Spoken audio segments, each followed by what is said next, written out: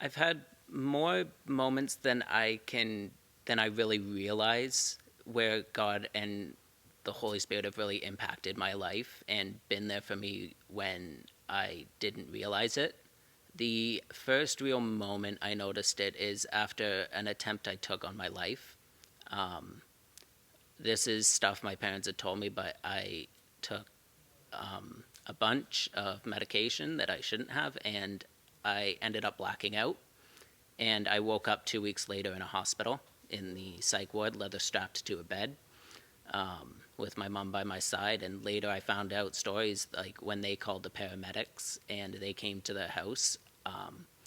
The paramedics were asking who was standing next to them, and it was my father. But at the time, I said Jesus, and I truly believe he was there keeping me alive when it's the last thing I wanted. And when I was in the hospital, the only words that I could get out of my mouth were 1 Corinthians 9:27, which is, I beat my body and make it my slave, lest when I preach the gospel to others, I myself will not be disqualified for the prize. And that is a verse I learned ages ago, and it just stuck with me. But my mom commented the moment she heard that, she knew I would get through. After countless times of trying before, I am alive. And against everything I ever wanted, I'm alive. And I truly believe that's not because of me, it's all because of him. It is crazy the things the people have done in my life to keep me going. This youth group in Ottawa called 613 Ministries. I started going into it when we first moved there, back when we moved there from Colorado. And I would sit against the back wall. I was very anxious about being there. I was there alone. My social anxiety was really flaring there. And there was this one youth leader named Taylor Bogdan, and she got me from sitting at the back of the room. She got me sitting in the back row of seats, and then slowly moved me up to the front, and eventually got me connected onto the AV team. And I started doing sound at the age of 13, just as an S2, learning the tricks, but that eventually turned into a full career, and something I do for, something I really enjoy doing. And between her and another man named Dylan Armstrong, they really got me through my worst of times. They were there even when I was going to youth group drunk or high. Even when I would want nothing to do with them, I blocked them all on social media. I distanced myself from the church, was doing things just to spite them and to hurt them. They were still there and still loved me like no one else has.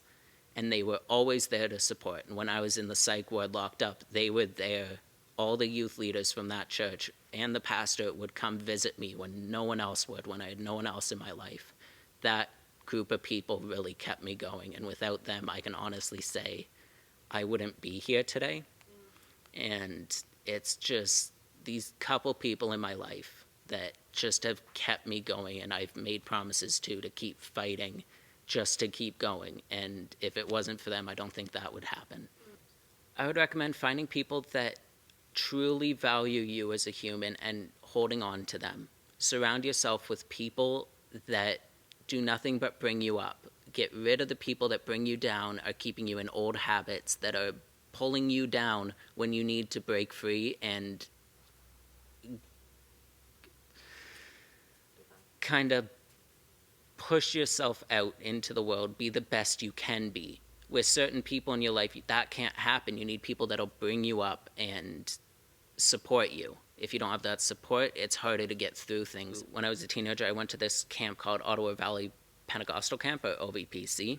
It was a week-long Bible camp in the middle of the valley in Ottawa. It was a beautiful location, but the couple years I went there are truly impactful on my life. The last time I went there, the whole week was focused on forgiveness, and by the end of the week, I was in the back of the chapel on the last service, bawling my eyes out because I was set free from all the chains that were holding me back. whether it be the depression, the anxiety, the self-harm, the ADHD, the anything in my life. I was just set free from those chains. And if I wasn't, I can't say I would still be here today. Like, if it wasn't for what that church and what those people did for me. It was during the song Break Every Chain, during worship. And I was just in the back on my knees, arms in the air, worshiping with my all. And I just felt this weight get lifted off my shoulders. And all that was repeating in my mind was, I am free. And then I started saying it and shouting it, and it just overtook me. It felt like the Holy Spirit was just flowing through me, and I didn't have control. It was just him letting his light shine through me to all the people around me. It may be hard in the moment, but you can get through it. No matter how hard things are, no matter how hard the pain is, no matter what's going on, he will provide and he will help you get through everything, as he did with me. Even when you're having doubts, I've struggled with doubt from my whole life. He is always there to support you and to help you through things. He doesn't abandon you. He loves you, and he will always be there. A huge thank you and to Brogan for sharing his testimony with us. And, when you hear someone's story, it gives so much understanding about who they are. And in Brogan's testimony, we hear about his encounters with Jesus. We hear about his encounters with himself and the radical love of his church community. Jesus, through them, would just not let go of him, no matter what he did. And it's such a beautiful picture of what we've been talking about trials to transformation. Our painful experiences can be transformed. Jesus is still breaking chains. He is still setting captives free. And, Brogan has found some very creative ways to see his scars as places of beauty. On the places where he self-harmed, there are now tattoos reminding him of transformation, reminding him of the love of his friends and the importance of community, reminding him that he's loved for who he is. And when you meet Brogan someday, hopefully you do, ask him the stories behind the tattoos. They are places of healing.